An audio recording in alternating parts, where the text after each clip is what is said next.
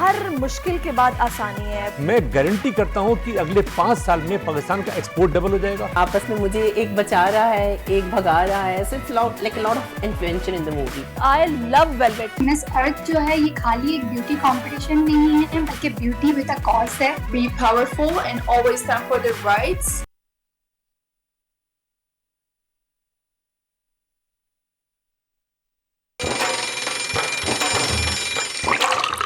आजकल जिंदगी ही सुबह आउट ऑफ कंट्रोल है, दुनिया बोल है, तेरी दुनिया बोल है।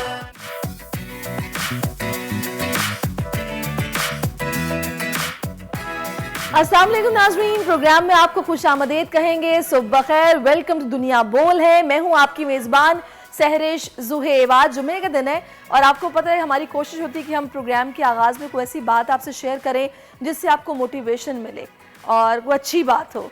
तो आज की अच्छी बात कुछ इस तरह से है कि हर मुश्किल के बाद आसानी है। परवरदिगार ने कुरान करीम में इरशाद फरमाया है कि हर मुश्किल के साथ आसानी है। बेशक हर मुश्किल के साथ आसानी है। इमाम अली का एक मशहूर कौल है कि मुसीबत पर सब्र करना मुसीबत को कम कर देता है और मुसीबत पर शुक्र करना मुसीबत को ख़त्म कर देता है। तो इस बात पर कामिल यकीन रखें कि हर मुश्किल के बाद आसानी ज़रूर आती है। कुछ देर की आजमाइश होती है, इसको अल्लाह ताला की तरफ से इम्तिहान समझकर सब्र शुक्र करके उस वक्त को गुजारना चाहिए, क्योंकि हर अंधेरे के बाद सुबह तो होती है। तो हर मुश्किल के बाद आसानी है। इसी अच्छी बात के साथ हम आगे बढ़ेंगे और अब शामिल करेंगे बड़ी खबर। 1 साल और तकरीबन 2.5 माह बाद सारा इनाम कत्ल के हाई प्रोफाइल केस का फैसला हो गया। शाहनवाज अमीर को सजाए मौत, मुजरिम से 10 लाख जुर्माना वसूल करके मकतूला के वालिदैन को अदा करने का हुक्म। फैसले से मुद्दई कितने मुतमईन हैं, सारा इनाम के वालिद से बात होगी आज। ऑस्ट्रेलियावी बल्लेबाज डेविड वार्नर ने पर्थ की मुश्किल विकेट को आसान कर दिया। 164 रन बना गए। पाकिस्तानी बॉलर्स बेबस। दूसरे दिन का आधा खेल हो चुका। इस विकेट पर बड़े हदफ का ताक़ुब पाकिस्तानी बल्लेबाजों के लिए आसान नहीं होगा। वियतनाम में पाकिस्तान की खूबसूरती का एतराफ़। बैनुल-अक़वामी मुकाबला हुस्न में मिस अर्थ पाकिस्तान 2023 का टाइटल जीतने वाली डॉक्टर कपोता की आज से आप मुलाकात करेंगे। भारतीय राइटर के कलम से लिखी कहानी, डायरेक्टर हसन फरीद की ज़बानी। सनत जल्द शायकीन के दिलों में घर करने आ रही है। मिस्ट्री थ्रिलर की कास्ट आज दुनिया बोल है कि मेहमान होगी और ये बड़ी ज़बरदस्ती आज कास्ट हमारे साथ है। मेहमान बड़े ज़बरदस्त है जो हमें शो में ज्वाइन करने वाले हैं। और वो कपोता की चंचल का नाम मैंने थोड़ा सा गलत आई थिंक सो प्रोनाउंस कर दिया था। मुझे एकदम से याद आ गया क्योंकि मेरी उनसे पहले मुलाकात हुई है, तो उसके लिए मैं एक्सक्यूज़ करूँगी। अब हमें ट्रेंड्स की तरफ आना है और सोशल मीडिया एक्स पर जो इस वक्त ट्रेंड बना हुआ है वो है जनाब कायद का कौम से खिताब शामिल है, जिसमें मुस्लिम लीग नून के कायद मियाँ नवाज़ शरीफ ने गुज़श्ता रोज़ कौम से खिताब किया, जिसमें उनका कहना था मियाँ मोहम्मद नवाज़ शरीफ ने कहा कि मुझे निकाला गया और लाडले को लाया गया, पाकिस्तान को सज़ा क्यों दी गई। नवाज़ शरीफ ने फिर सवाल उठा दिया है। उनका मज़ीद कहना था कि मुझसे दुश्मनी करने वालों ने पाकिस्तान को निशाना बनाया। कौम को खुशहाल पाकिस्तान देंगे, एक नई उम्मीद दे रहे हैं कौम को, क्योंकि अब आगे इलेक्शंस हैं, कैंपेन्स इंजमात करनी है। और इस ट्रेंड में सारिफीन नवाज़ शरीफ से अपनी मोहब्बतों का इजहार कर रहे हैं, क्योंकि नवाज़ शरीफ ये बता रहे हैं कि वो इससे पहले भी सारे बहरानों से मुल्क को निकाल चुके हैं और उनके क्रेडिट पर बहुत सारी चीज़ें हैं, बहुत सारा डेवलपमेंट वाला काम है। तो लिहाजा अब भी वो एक उम्मीद की किरण है और चीज़ों को ठीक करने के हवाले से वो अब आवाम को बताएंगे कि उनके पास क्या रोड मैप है, जो कि उनकी जमात का मैनिफेस्टो भी होगा। तो ये इस वक्त टॉप ट्रेंड बना हुआ है, कायद का कौम से खिताब, जिस पर लोग अपनी मोहब्बतों का इजहार मियाँ नवाज़ शरीफ से कर रहे हैं। दूसरा जो ट्रेंड है वो है ऑस्ट्रेलिया वर्सेस पाकिस्तान, यानी कि पाकिस्तान पर मुकाबला ऑस्ट्रेलिया। 44,000 के करीब इस पर हमने देखी है। और इस ट्रेंड में ज़ाहिर है जो भी खेल चल रहा है ऑस्ट्रेलिया पाकिस्तान के दरमियान, उसी पर लोग क्रिकेट लवर्स की आपको पता है एक बड़ी तादाद है पाकिस्तान में, दुनिया भर में ही, तो वो अपने अपने ख्यालात का इजहार इस प्लेटफॉर्म पर करते रहते हैं। किसने किस तरह का खेला, डेविड वार्नर की काफ़ी बात हो रही है, पाकिस्तानी बल्लेबाजों की शामत आई हुई है। एनी हाउ क्या सूरत हाल बनती है ये पता चलेगा। और इस ट्रेंड में लोगों ने अपने अपने ट्वीट्स किए हैं। अब वापस आते हैं उस खबर की तरफ जो कि एक खबर वालिदैन के लिए सारा इनाम, बड़ी अच्छी खबर है। कहते हैं ना कि जुर्म छुपता नहीं और इंसाफ ज़रूर होता है, भले कुछ वक्त लगे लेकिन इंसाफ हो जाता है। तो इस्लामाबाद की मकामी अदालत, जहां पर सारा इनाम कत्ल केस के मरकजी मुलजिम शाहनवाज अमीर को सजाए मौत सुना दी गई है और 10 लाख रुपए जुर्माने का हुक्म भी सुनाया गया है। सारा इनाम के वालिद हमारे साथ इस वक्त ऑनलाइन पर मौजूद है। सितंबर में आई थिंक सो ये कत्ल किया गया था और बड़ी बेदर्दी के साथ ये कत्ल हुआ था। उसके बाद जो मुजरिम था, उसकी जो वालदा थी, वो भी ज़ेर हिरासत थी। खैर उनको अब इस मुकदमे में बरी कर दिया गया। तकरीबन 1 साल और 2.5 महीने इतना वक्त गुजर चुका है और मुझे सितंबर का महीना तो याद था, लेकिन अभी उनको इंसाफ जो मिला है उस पर वो कितने मुतमईन हैं। सारा इनाम के वालिद से हम बात करेंगे। नामुर रहीम साहब इस वक्त हमें ज्वाइन कर चुके हैं। नाम साहब, बहुत शुक्रिया आपके वक्त का। इंतहाई कर्ब और मुसीबत से आपने ये वक्त गुजारा है। अभी जो अदालती फैसला आया है उसकी आपकी नज़र में क्या अहमियत है? आप मुतमईन हैं, इंसाफ मिला है, या जब तक मुजरिम तख्तादार पर लटक नहीं जाता तब तक आप इंसाफ के मुंतज़र रहेंगे? हाँ जी, नहीं, ये पहला स्टेप है। डेफिनेटली देखिए, एक हर प्रोसेस में कुछ स्टेप्स होते हैं, तो ये पहला स्टेप है कि उससे हमें काफ़ी तसल्ली हुई है और ये एक हद तक फैसला 99% तो बिल्कुल सही हुआ। वो अपने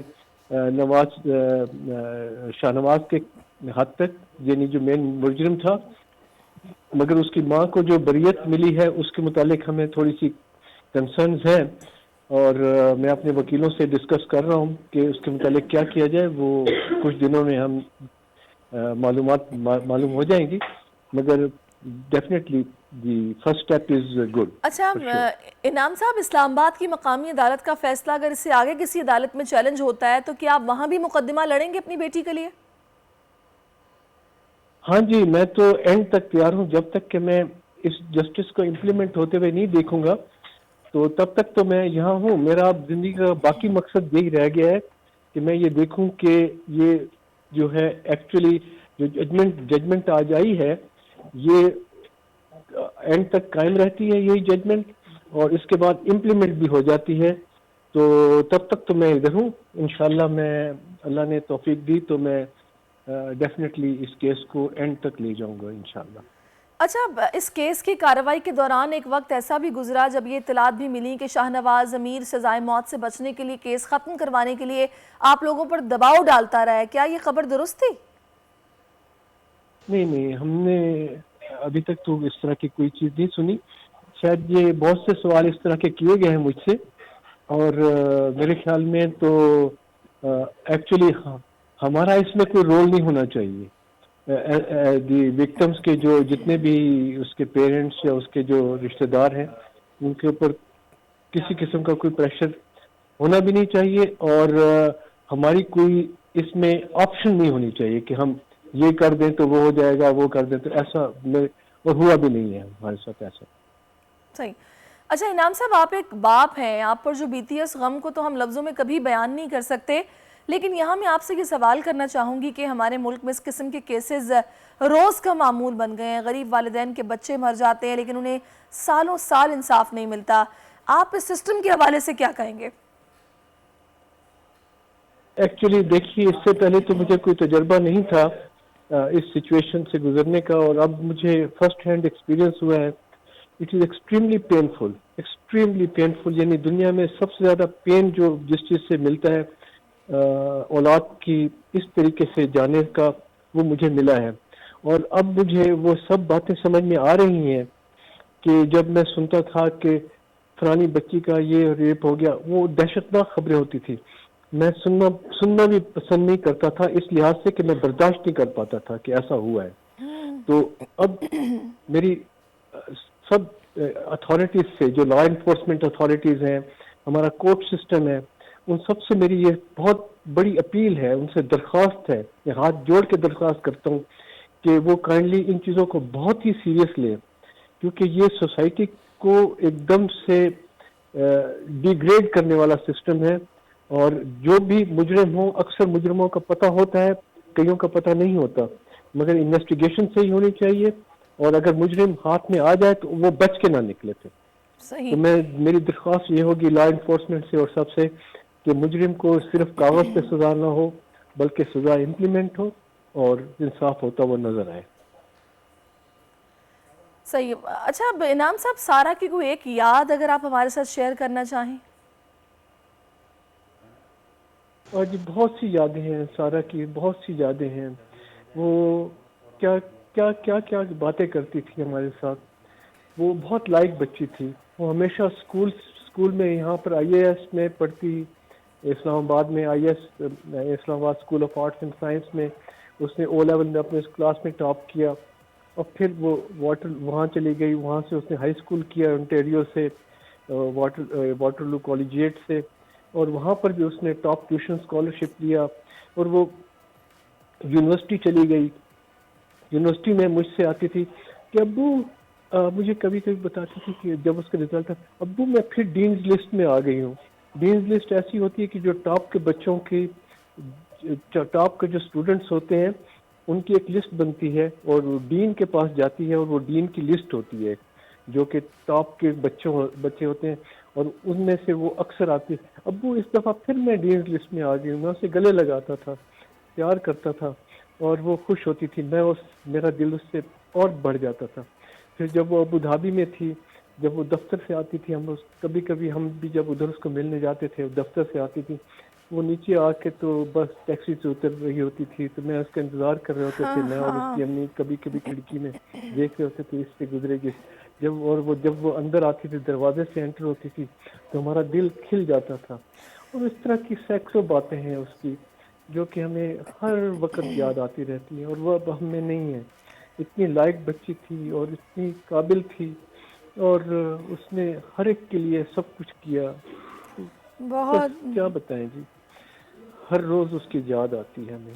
बिल्कुल हर वक्त आती हमारे होगी। दिल में और रहती है। बाप का तो एक ऐसा रिश्ता है जो कभी चाहेगा ही नहीं कि उसकी बेटी को ज़रा सी भी तकलीफ पहुंचे, लेकिन उस जालिम ने, उस शख्स ने बिल्कुल उस पर रहम ना खाया और जिस बेदर्दी से उसका कत्ल किया, बिल्कुल ये भुलाया नहीं जा सकता। मैं यही दुआ करूंगी कि अल्लाह ताला आपको सब्र जमील अता करे। इनाम साहब, कुछ अगर आप कहना चाहें आखिर में तो आप प्लीज़ कह सकते हैं। आप लोगों का बहुत शुक्रिया, आप लोगों ने हमारी आवाज़ बुलंद की। और आप लोग अब जो बाकी बच्चियां हैं जिनके ऊपर ज्यादती होती है, आप काइंडली उनका भी इसी तरह परसू किया करें, और ताकि हमारे यहाँ इस किस्म के जराइम ख़त्म हो जाए। आप लोगों का बहुत बहुत शुक्रिया।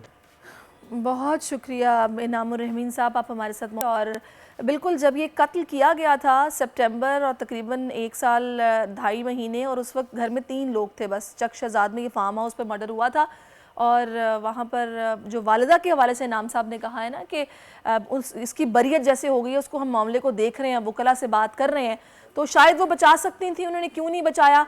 पुलिस के पहुंचने पर बताया कि जी मेरे बेटे ने मेरी बहू का कत्ल कर दिया है। तो ये बड़ी एक अजीब सी बात थी कि आप कहाँ थी जब ये सब कुछ हो रहा था। खैर देखते हैं इस हवाले से इनाम साहब और उनके वकील क्या फ़ैसला करते हैं, क्या होता है। अलबत्ता उन्होंने ये बता दिया कि अगर ये मामला वो आगे सुप्रीम कोर्ट तक भी लेके गए तो वो वहाँ पर भी जाके अपनी बेटी का मुकदमा लड़ेंगे। अल्लाह ताला उनको सब्र दे, हिम्मत दे, हमारी दुआएं उनके साथ हैं। अब हम बात करते हैं क्रिकेट के हवाले से। तो पर्थ टेस्ट के दूसरे दिन पाकिस्तान के खिलाफ ऑस्ट्रेलिया की इस वक्त बैटिंग जारी है। कैंगरूज बल्लेबाजों के सामने पाकिस्तानी बॉलिंग लाइन ज़्यादातर दिफा पर ही फोकस किए रही। पहले दिन भी मेज़बान बैटर्स ने दिन के खेल में 346 रन स्कोर किए थे। मेहमान बॉलर सिर्फ 5 विकेटें हासिल कर सके थे। डेविड वार्नर ने 164 रन की इनिंग खेली। दूसरे टेस्ट मैच में पाकिस्तान की ओवरऑल अगर कारकर्दगी बात की जाए, इस वक्त जो करंट स्कोर है मैं बता दूं कि 76 पर 7 आउट हो चुके हैं, और एजाज वसीम 476 पर 7 आउट हो चुके हैं। एजाज वसीम बाकरी भी इस वक्त हमारे साथ मौजूद हैं। तो एजाज, आप हमें ज्वाइन कर चुके हैं, तो गुड मॉर्निंग। Thank you. यहाँ पर्थ में कुछ स्टेशन अच्छी नहीं है पाकिस्तानियों की। वैसे ये एक्सपेक्टेड था एजाज, आपको पता है हमारे बैट्समैन तो फिर भी कुछ एक्सपीरियंस थे, लेकिन डेब्यू कराया गया, जो बॉलर्स थे जाहिर के लिए कुछ के लिए पहला एक्सपोजर भी था, तो ये आइडिया था कि बॉलिंग साइड पे हमें थोड़ा सा प्रॉब्लम का सामना करना पड़ेगा। देखिए बिल्कुल आप दुरुस्त कह रही हैं। पाकिस्तान की जो बॉलिंग लाइनअप हमने पिछले एशिया कप में और वर्ल्ड कप में देखी, और अब यहाँ पर पहले टेस्ट मैच में भी देखी है, तो पता नहीं क्या हुआ है पाकिस्तान क्रिकेट को, इसकी समझ नहीं आ रही है। तमाम सेटअप भी चेंज किया गया, कप्तान बदले गए, चीफ सिलेक्टर बदला गया, कोचेस बदले गए, लेकिन पाकिस्तान की जो बॉलिंग है माजी में हम अपने बॉलर्स की वजह से ही पहचान रखते हैं। मैं क्योंकि यहाँ पर्थ ऑस्ट्रेलिया में मौजूद हूँ, तो यहाँ जितने लोगों से बात हुई है वो सब ये लोग कहते हैं कि इमरान खान, सरफराज नवाज पहले पाकिस्तानी बड़े बॉलर्स थे जो यहाँ टूर करके गए। उसके बाद वसीम और वकार को ये लोग याद करते हैं। फिर अर्ली 2000 में शुएब अख्तर की बॉलिंग इन लोगों को याद है।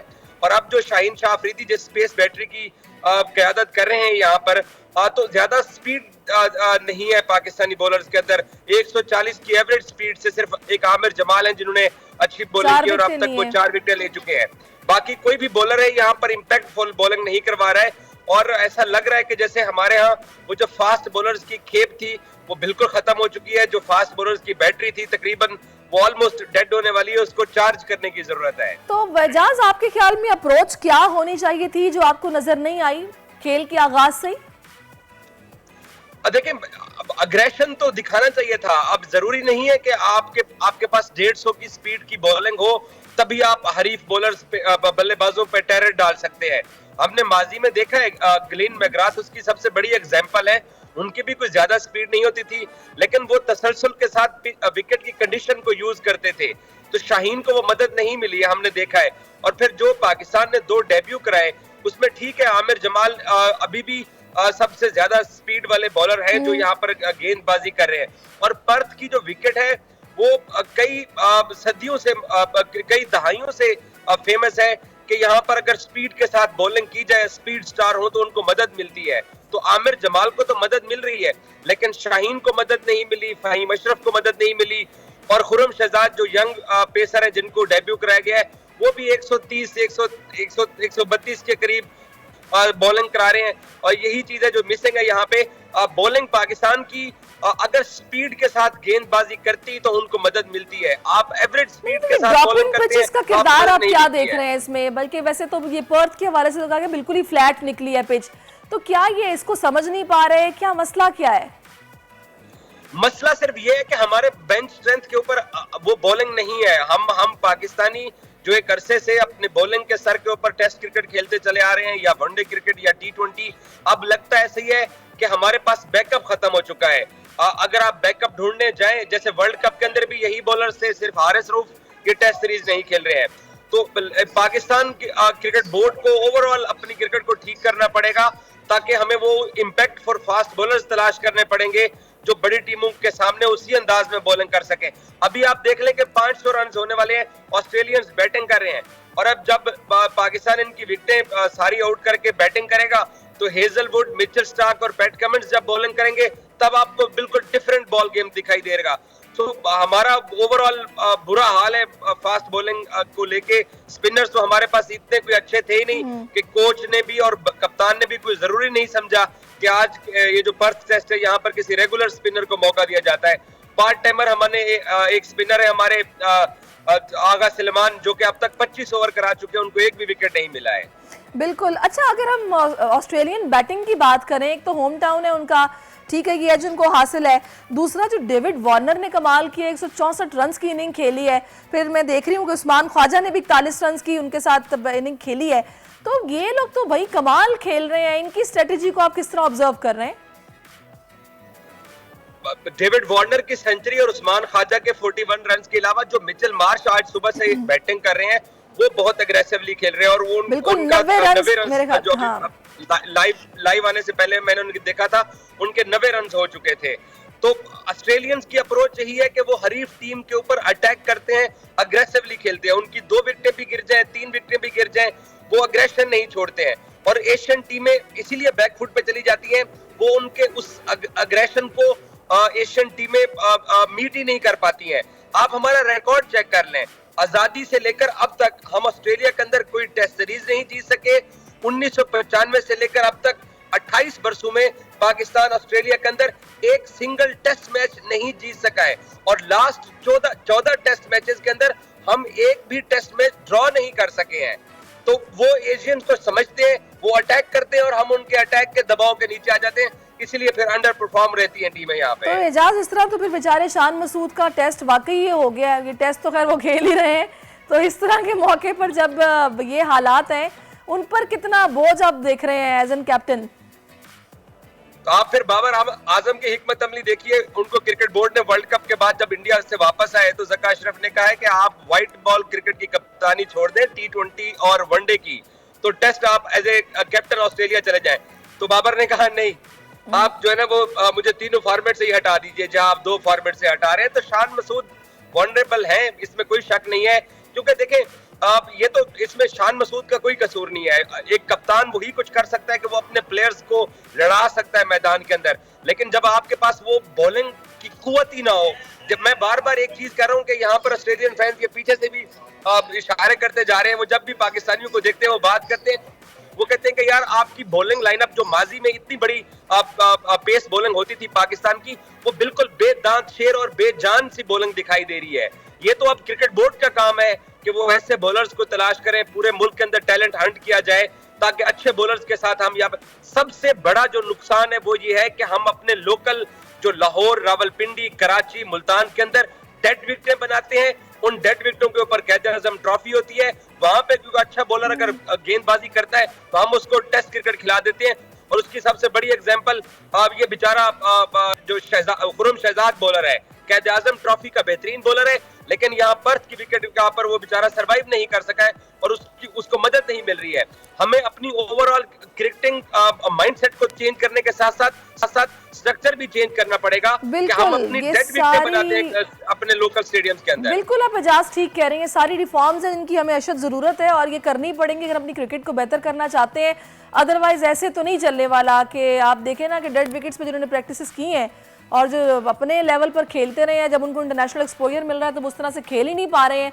बिल्कुल आप ठीक कह रहे हैं। बहुत शुक्रिया एजाज, आप इंचार्ज ऑस्ट्रेलिया में आप मौजूद हैं और मुझे एक ब्रेक लेना है, ब्रेक के बाद फिर से आपकी खिदमत में हाजिर होते हैं। आप देखते रहिए दुनिया बोल है। आजकल सबकी ही सुबह आउट ऑफ कंट्रोल है, दुनिया बोल है, तेरी दुनिया बोल है।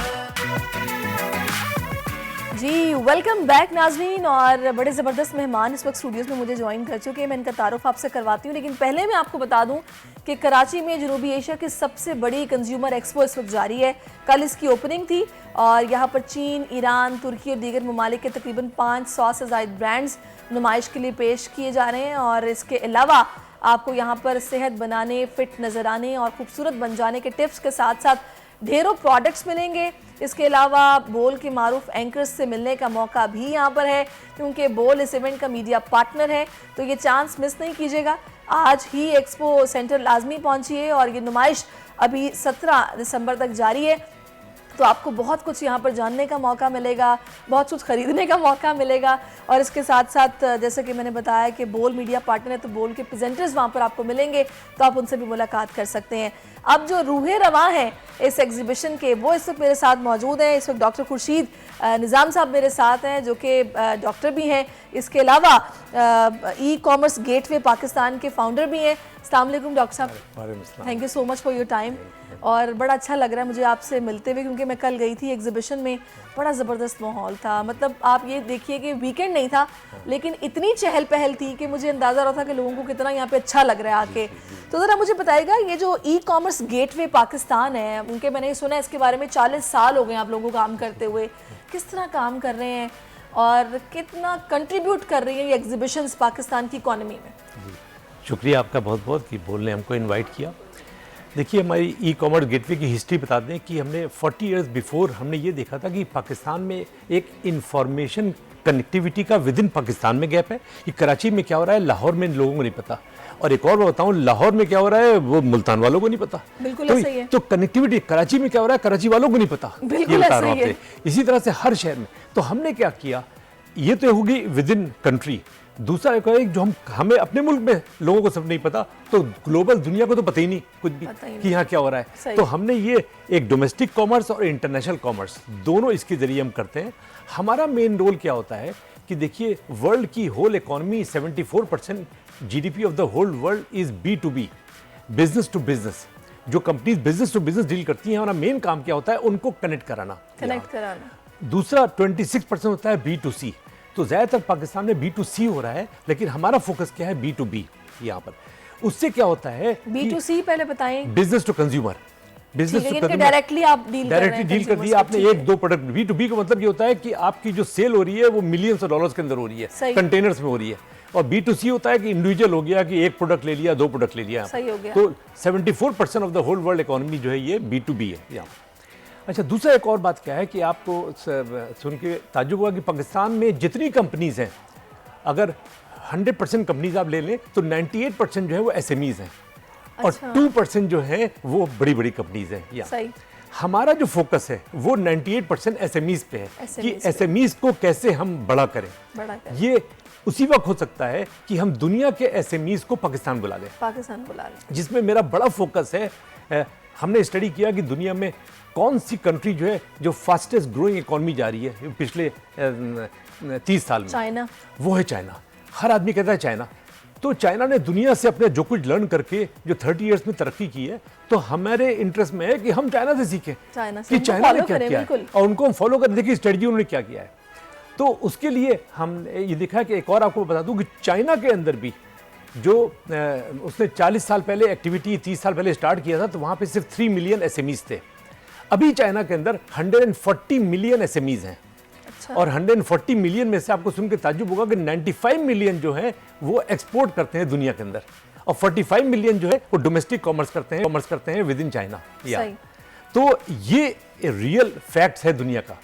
हमने क्या किया कि चाइना गवर्नमेंट की एक पॉलिसी है, go global policy, relocation of factories. तो हम 3 महीने चाइना में रहते हैं यहाँ पर और वर्ल्ड वाइड ट्रेवल करते हैं। हमारे पूरी टीम है, 350 के स्टाफ है जो कि ये काम करता है। 513 चाइना में हमारे मार्केटिंग पार्टनर्स हैं।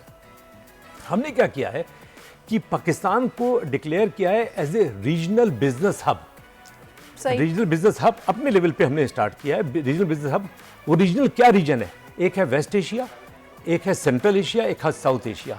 तो इन तीनों का हब पाकिस्तान में हम प्लान कर रहे हैं कि नेक्स्ट 5 इयर्स के अंदर कि लोग फील करें इस रीजन में कि अगर इंटरनेशनल बिजनेस करना है या दुनिया से बिजनेस करना है तो भाई पाकिस्तान जाओ। अच्छा, अभी ये जो B2B आपने बताया है, ये जो डेटाबेस है, ये लोग आप किस तरह आप इसको तरतीब दे रहे हैं? जाहिर है फिर ये जो आप बता रहे थे गैप है, कम्युनिकेशन गैप है, या फिर हमारे पास डेटा मौजूद नहीं है कि हमारे मुल्क में अगर एग्जीबिशंस हो रही हैं तो वो किस पैमाने पे हो रही है, कितना बिजनेस आ रहा है, कितना यहाँ से एक्सपोर्ट्स, ये सारा जो डाटा है ये आप लोग किस तरह इकट्ठा कर रहे हैं? जी देखिए, ये एक बड़ा हार्ड वर्किंग और टायरिंग एफर्ट होता है एवरी डे डाटा को अपडेट करना।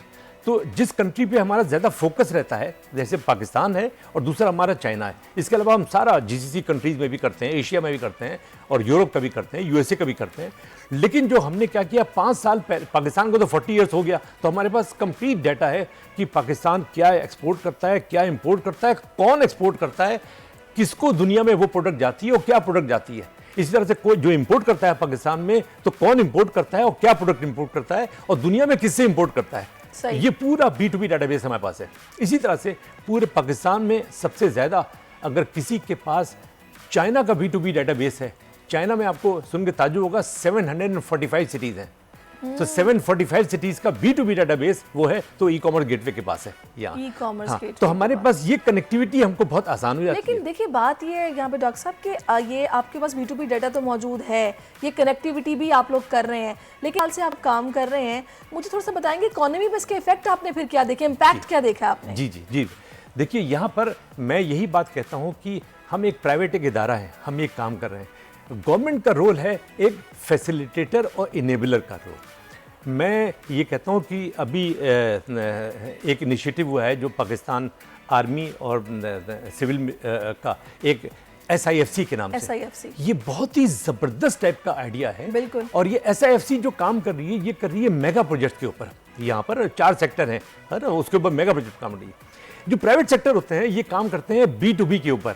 जो B2B होता है ये स्मॉल 360 डिग्री प्रोडक्ट्स होते हैं यहाँ पर। सही। मैं ये कहता हूँ कि मुझे अगर मेरी बात SIFC वाले सुन रहे हैं तो भाई ये मिनिस्ट्री ऑफ कॉमर्स और ministry of foreign affairs SIFC 3 मुझे कॉन्टैक्ट पॉइंट दे दें मैं गारंटी करता हूं कि अगले 5 साल में पाकिस्तान का एक्सपोर्ट डबल हो जाएगा, इन्वेस्टमेंट डबल हो जाएगा, फॉरेन रेमिटेंस डबल हो जाएगा, ये सब कुछ हो जाएगा। मुझे गवर्नमेंट फैसिलिटेट तो कर दे, हम अपने लेवल पे करते चलिए, हैं। आपने इस प्लेटफॉर्म से ये दरखास्त की है तो यकीनन वो आपकी बात सुन रहे होंगे। मुझे ये बताएगा कि अभी जिस तरह माशाल्लाह ये एग्जीबिशन चल रहा है, जो कि ये कंज्यूमर प्रोडक्ट फेयर है, इंटरनेशनल जी। 5th ये एग्जीबिशन हो रहा है जी। और चल भी रहा है, बड़ा मैंने बताया चहल पहल भी थी। ये एग्जीबिशन से, जो कि अभी चले इसी एग्जीबिशन की हम बात कर लेते हैं, कितना रेवेन्यू जनरेट होता है? देखिए, इससे? सबसे रेवेन्यू कैसे होता है? सबसे पहले ये जो फॉरेनर यहाँ पाकिस्तान में आते हैं, ये कहलाता है कि बिजनेस टूरिज्म डॉलर। दुनिया के अंदर याद रखिए कि 60% of whole world industry is service industry और मैन्युफैक्चरिंग 40%। तो ये एक टाइप की सर्विस हम दे रहे हैं कि इसको अटेंड करने दुनिया से लोग यहाँ आते हैं। आपको सुन के ताज्जुब होगा कि दुबई छोटा सा शहर है, वहाँ 1.68 million business tourism trade visitors आते हैं every year, only in Pakistan exhibition. में कितने आ रहे हैं? Only in exhibition. आपके ये पास बता डेटा रहा हूँ। जी हाँ, पाकिस्तान में हमारी कंपनी एलोन सिर्फ 7,000 बुला पा रही है। चूंकि अगेन मैं रिक्वेस्ट कर रहा हूँ, मुझे गवर्नमेंट से 0 पैसा चाहिए, गवर्नमेंट का कोई इन्वेस्टमेंट नहीं चाहिए, लेकिन फैसिलिटेशन का और इनेबलेशन का रोल तो अदा करने जो उनका काम है यहाँ पर, और उसको मॉनिटर करने के लिए SIFC ये, अगर ये तीनों बना ले यहाँ पर ये तो कोई मसला ही नहीं है। मैं SMEs, आपको पता है कि चाइना में SMEs की डेफिनेशन क्या है? अप टू $100 मिलियन का कोई बिजनेस करेगा तो वो SME कहलाएगा, और अप टू यहाँ तो बहुत कम है जी, अप टू 1,000 लोग जहाँ काम करते हैं वो भी SMEs कहलाते हैं। तो हमारे लिए तो आइडियल अपॉर्चुनिटी है कि हम अच्छा, यहाँ लेकिन अब इसमें मुझे ये बताएगा डॉक्टर साहब कि आप लोग क्या ऑनलाइन जो बिजनेस हो रहा है, क्या उसको भी गेटवे मॉनिटर कर रहा है, कितना हो रहा है, कैसे हो रहा है? क्योंकि हम ये देख रहे हैं कि अब यूथ का बड़ा रुझान हो गया है कि ऑनलाइन ट्रेडिंग, एंटरप्रेन्योरशिप की तरफ बच्चे बहुत ज्यादा जा रहे हैं। तो इस हवाले से आप लोगों की क्या रीडिंग है? इसीलिए देखिए, ये जो IT सब्जेक्ट SIFC ने सेलेक्ट किया है वो इसीलिए सेलेक्ट किया है कि हमारे पास बहुत पैसा तो है नहीं, हमारे पास ह्यूमन ट्रेजर है, ये है हमारी फैक्ट्री। तो हमें इसके अंदर एक और एडवांटेज क्या है, मेल एंड फीमेल दोनों काम कर सकते हैं यहाँ पर। तो हम इस पे ITCN एशिया के नाम से एक एग्जीबिशन करते हैं जिसके अंदर दुनिया से लोग आते हैं। हम ये चाहते हैं कि जो चीज़ पाकिस्तान में लोग एक्सपोर्ट करें, इसके अंदर IT सेक्टर के अंदर अभी DHA IT हब का अनाउंसमेंट हुआ था, मैं वहाँ पे मौजूद था, वो भी हमारी कंपनी ने मिल करके, मेन तो DHA ने ऑर्गेनाइज़ किया था यहाँ पर। ये उस पर हम प्लान कर रहे हैं कि कराची के अंदर एक DHA सिलिकॉन वैली और DHA IT टावर बना रहा है। इसमें क्या होता है, मुल्क से बाहर से इन्वेस्टमेंट पाकिस्तान आता है। हम इसीलिए कहते हैं 360 डिग्री हमारा काम होता है, और टेक्नोलॉजी सीखें, हर चीज़ में टेक्नोलॉजी। 53.3% ऑफ जो सर्विस इंडस्ट्री एक्सपोर्ट होती है होल वर्ल्ड के अंदर, 39.9% जो है जो मैन्युफैक्चरिंग होती है उसके अंदर भी usage of IT and technology होती है। बिल्कुल ऐसा ही है। और एग्रीकल्चर में भी आपको सुन के ताज्जुब होगा, वो 7.3% है, उसके अंदर भी आपके usage of IT and technology होती है। तो हर चीज में IT का इस्तेमाल है, यही हमारे पास ट्रेजर है। बिल्कुल, और जाहिर है ये बिजनेस ही है जो कि किसी भी इकोनॉमी की बैकबोन भी होता है, जाहिर है इसके साथ ही मुल्क चलता है। अभी मुझे ये बताएगा कि कितना फ्रीक्वेंटली एग्जीबिशंस आप लोग करा रहे हैं और ये कितना रेवेन्यू जनरेट कर रहे हैं? जी देखिए, हम माशाल्लाह 52 एग्जीबिशंस B2B एवरी ईयर कराते हैं। कराची है, लाहौर में, इस्लामाबाद और फैसलाबाद, अभी 4 जगह है। अब हम अभी एक ग्वादर के अंदर 18-19 को होने जा रहा है, ब्लू इकोनॉमी एंड पेट्रोकेमिकल के ऊपर। ये 18-19 को हमारी कंपनी को ऑर्गेनाइजर भी है और इवेंट मैनेजर भी है, ग्वादर के अंदर करा रहे हैं। तो मेरा कहने का मकसद है कि इसके अंदर होता क्या है, जो भी पाकिस्तान में एक फॉरनर आता है, जैसे हम 7,000 फॉरनर बुलाते हैं, वो एवरेज $10,000 खर्च करता है। तो पहला तो बिजनेस टूरिज्म हो गया, फिर हम B2B मीटिंग कराते हैं कि इनके काउंटर पार्ट कौन है। तो भाई ये जो पाकिस्तान इंपोर्ट कर रहा है चीज़ें, वो यहाँ प्रोड्यूस करे, दुनिया से कोलैबोरेट करे, SMEs of Pakistan, SMEs of world, ये यहाँ कोलैबोरेट करे, और यहीं पर बड़ा अच्छा आइडिया है। और यहाँ पर क्या है हमारे पास, जो कि बड़ी cost effective, inexpensive working class है। ह्यूमन रिसोर्स हमारे पास इतनी ज्यादा है, जाहिर है, और वही इन्हें चाहिए होती है जो बाहर की कंट्रीज के, वहाँ डॉलर्स में पे करेंगे, यहाँ पे इन्हें सस्ते में मिल जाएगी। और वो भी है, दूसरी एक और बात क्या है कि रॉ मटेरियल बहुत चीप है। बिल्कुल। तो फिर आप ये बताइए कि बांग्लादेश और वियतनाम, बांग्लादेश में एक कॉटन का फूल नहीं पैदा होता, वो $45 बिलियन का टेक्सटाइल एक्सपोर्ट करते हैं। हमारे यहाँ कॉटन ही कॉटन होती है, और हम ऐसे ही $16-17 बिलियन करते हैं। आप सही कह रहे हैं। अच्छा, इसमें मुझे ये भी बताइएगा कि आप लोग कनेक्ट कैसे करते हो, कि मैंने ये एग्जीबिशन विजिट किया है, कोरियंस देखे, इंडोनेशियंस देखे, मैंने चाइनीज देखे, लेकिन मैंने उस तरफ से कोई नहीं देखा, मतलब यूरोप साइड से या फिर दूसरी कंट्री से कोई ऐसा मैंने बिजनेस या फिर ट्रेड ईरान से देखा है। तो उस तरफ आप लोग क्यों नहीं जा रहे? देखिए, हम हर जगह, हमने यूरोप में, अमेरिका में, हर जगह मार्केटिंग करते हैं, लेकिन जैसे जैसे एक्टिविटी बढ़ेगी और एक अनसर्टेनिटी कम होगी ना यहाँ पर, और लोगों को ये पता चलेगा, जैसे SIFC की बातें अभी ग्लोबली लोगों को इतना पता नहीं चली है, पाकिस्तान में भी सबको नहीं पता कि SIFC वाकई एक रोल अदा कर रही है, जो कि मुझे रियली पता है कि रोल अदा कर रही है और बड़ा पॉजिटिव रोल अदा कर रही है। मैं तो जितने मीटिंग किया उन लोगों से, मैं तो बड़ा इंप्रेस हुआ यहाँ पर। ये नहीं, बड़ी जबरदस्त ये इसका इनिशिएटिव जो लिया गया है और बड़ा फायदा है इसका, इससे चीजें बहुत बेहतरी की तरफ जा रही हैं और अल्लाह करे परमानेंट बेसिस पे ये काम इस तरह चलता भी रहे। अच्छा, मुझे डॉक्टर साहब ये बताएगा कि अभी माशाल्लाह से ये जो गेटवे है ई-कॉमर्स, आप लोगों के प्लान्स क्या हैं? अभी आप बता रहे हैं कि आप लोगों का ये ग्रुप है, तकरीबन 350 से ज्यादा आप लोगों का स्टाफ है, कनेक्टिविटी और ये डाटा इकट्ठा करना और कोशिश करना कि बिजनेस पाकिस्तान लाया जाए, इस पे आप लोग काम कर रहे हैं। आपने क्या कोई कोशिश की गवर्नमेंट लेवल पे किसी से रब्ता करने की कि आपको फैसिलिटेट किया जाए या फिर इनेबल, आप बता रहे थे कि आप किया जाए, आप लोगों की हेल्प कीजिए, चाहिए आपको कुछ भी नहीं? तो जवाब क्या मिला? हमारा ये नहीं, जवाब हमें बड़ा पॉजिटिव रिस्पांस, मुझे सबसे बड़ा ताज्जुब हुआ, फास्ट ट्रैक रिस्पांस SIFC से मिल गया। SIFC से मिल गया, उन मेरे फोन पे बात हो रही, ये मुझे बड़ी खुशी हुई कि एक इदारा ऐसा है कम से कम मुझे रिस्पॉन्ड तो कर रहा है, वरना लेटर भेजते हैं रिस्पॉन्ड नहीं मिलता। तो वो एक ये होता है। और बाहर वाले जो आते हैं ना यहाँ, उनको मिनिमम 3 to 5 years का प्लान चाहिए होता है। जो फॉरेनर आते हैं वो बिजनेसमैन होते हैं ना, तो वो खाली पाकिस्तान नहीं आते, वो पाकिस्तान आते हैं, यहाँ से दुबई चले जाते हैं, फिर वहाँ से बांग्लादेश, वहाँ से कहीं और, पूरा प्लान बनाते हैं। तो हमको 5 years की एक्सपो सेंटर्स की बुकिंग चाहिए यहाँ पर। तो इसी के लिए हम कांटेक्ट कर रहे हैं, क्या कहते हैं, सारे गवर्नमेंट के इदारों से कि भाई आइए हमारे साथ बैठे, मुझे बुलाएं। मैं आपको बताऊं, मुझे आपसे पैसा चाहिए नहीं, ये प्राइवेट सेक्टर खुद जनरेट कर देगा, सेल्फ सस्टेनेबल सारा गेम है। और मेरे पास जो फॉर्मूला है, मैं आपको एक फॉर्मूला बता दूं, ये फॉर्मूला ये है कि SMEs of Pakistan plus 360 degree products, मतलब ऑल प्रोडक्ट्स है ना यहाँ पर, और इनको ये दो चीज को अगर कंबाइन कर लें आप यहाँ पर, तो ये एक sustainable economic revival of Pakistan का प्रोग्राम है। इंशाल्लाह। अच्छा, अब एक चीज़ और जो कि मेरे जहन में मैं आपसे जानना चाहूँगी, बड़ी अच्छी बात है ये सारा आपने बताया, SIFC से आपको कांटेक्ट भी आपने किया और आपको बड़ा जल्दी उन्होंने रिस्पॉन्ड भी कर दिया। अच्छा, मैंने कल एग्जीबिशन में देखा कि आप लोगों ने जो यंग एंटरप्रेन्योर्स हैं उनको बड़ा प्रमोट किया है, फिर वो बच्चे जो पढ़ाई के साथ कुछ करना चाहते हैं उनके बाकायदा स्टॉल्स वहाँ पर मौजूद थे। फिर हैंडीक्राफ्ट मैंने देखे, इंटीरियर से काफ़ी लोग, खवातीन जो कुछ नहीं कर सकती घरों में बैठ के काम करें, उनको मटेरियल प्रोवाइड किया गया, उन्होंने काम किया है। विमेन एम्पावरमेंट को लेके आप लोग क्या कर रहे हैं? हाँ, ये बहुत अच्छा आपने सवाल किया। इसके पहले एक बात मैं भूल न जाऊँ, मैं बता दूं कि ये दुनिया में कहलाती है माइस मार्केटिंग स्ट्रेटजी। माइस कहलाती है, उसका फुल फॉर्म है meeting incentive conference and exhibition. ये माइस कहते हैं। ये दुनिया में $6.1 ट्रिलियन US की इंडस्ट्री है, ये एग्जीबिशन एंड कॉन्फ्रेंस की स्टडी। हम उसके ऊपर वर्किंग कर रहे हैं यहाँ पर। आज ये वुमेन एम्पावरमेंट पे, वुमेन एम्पावरमेंट पे कहते हैं कि दो चीज बहुत इंपॉर्टेंट है। एक तो सबसे पहले है कि हमारी वुमेन मशहूर हैं, हम लोग वेराइटीज ऑफ, पाकिस्तान में तकरीबन 5600 वेराइटीज ऑफ कुक्ड फूड बनते हैं यहाँ पर। और आपको सुन के ताज्जुब होगा कि हमने एक स्लोगन किया हुआ है कि पाकिस्तान को डिक्लेयर करें as a halal kitchen of the world, as a halal kitchen of the world. इस दुनिया में अगर हलाल प्रोडक्ट है, आप चाइना चले जाइए, आपको सुन के ताज्जुब होगा, वहां पर एक पराठा जो चाइना में वो रुपीज में 300 रुपए का मिलता है। कहीं भी चले जाइए आप, वहाँ पे 300 रुपए का मिनिमम मिलता है यहाँ पर, एक ढाबे की उसके ऊपर वहां बता रहा हूँ। पाकिस्तान में 30 रुपए का मिलता है। तो आप मार्जिन देखिए कहां से कहां है। इसी तरह से हलाल कुक्ड फूड की इतनी बड़ी डिमांड है दुनिया के अंदर। हमको सिर्फ इन्हीं SMEs ऑफ विमेंस को, इनका क्लस्टर बनाना है, इनकी पैकेजिंग, इनकी मार्केटिंग, ये क्लस्टर एक पूरी स्ट्रेटजी बनती है जैसे दुनिया ने किया हुआ है।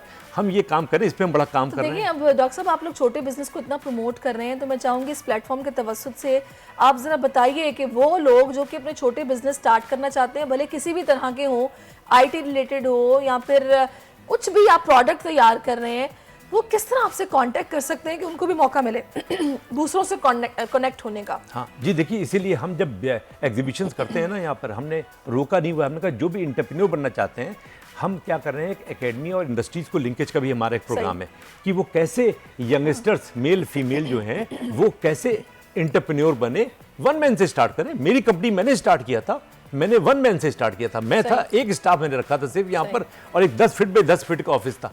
आज पूरा वर्ल्ड वाइड हमारा एक्टिविटी हो रही है। तो कोई बड़ी बात नहीं होती है, इनको सिर्फ गाइड करना होता है। यहाँ ये एकेडमी और इंडस्ट्रीज का लिंकेज होता है। इसीलिए हम SMEs ऑफ द वर्ल्ड को पाकिस्तान के SMEs है। देखिए डॉक्टर साहब, यूनिवर्सिटीज में जो बच्चे मौजूद हैं वो ऐसा ज़बरदस्त काम कर रहे हैं कि हम दंग रह जाते हैं कि इतना टैलेंट है पाकिस्तान में, लेकिन मार्केट में उनकी उस तरीके से वैल्यू नहीं है, कोई उनको अप्रोच नहीं करता कि आप आएँ हमारे साथ मिलकर काम करें। वो इन्वेस्टर्स की तलाश में है, वो ये चाहते हैं कि उन्हें कोई ऐसा मौका या प्लेटफॉर्म मिले कि जहाँ से दुनिया को पता चले कि वो क्या कर सकते हैं। आप उनके लिए क्या करेंगे? जी, उनके लिए हम ये करेंगे यहाँ पर कि देखिए, उनको बच्चियों को गाइड क्या करना पड़ता है कि सबसे पहले आप अपनी एक कंपनी वर्चुअल बना लें। सही। ज़्यादा लंबे अगर हम फंसा देते हैं SECP और ये वो इतना टैक्स, उसको वो उसी में घबरा जाता है, अभी उसने इनकम कुछ की नहीं और मैंने उसको लंबी कहानी बता दी, टैक्स वगैरह का सारा चलता। अभी सबसे पहले एंटरप्रेन्योर बनने के लिए एक लेटर हेड, विजिटिंग कार्ड या बनाए और कंपनी का नाम बनाए और उसकी एक वेबसाइट के लिए मैंने ऑफर किया है ecom.bri.com के ऊपर। मैं जितने भी SMEs जो सीरियस हैं काम करने के अंदर, वो अपना अपना ग्रुप बनाए, इन सबको ecom.bri $1250 का 1 साल की कंपनी का प्रमोशन और सेटअप, ये सारा हम फ्री ऑफ कॉस्ट देंगे। ये हम इन्वेस्ट करेंगे, फ्री ऑफ करेंगे, ताकि उससे ओवरऑल ये अपना एक्टिविटी करना शुरू कर दें। क्या क्या काम करें ये भी हम उनको गाइड करते हैं और इन्हीं की कनेक्टिविटी कराते हैं जो फॉरेन के SMEs आ रहे हैं। तो ये 2 एक्टिविटी मिला करके और कंपनी बनाना जो है ये 30 मिनट्स का काम है।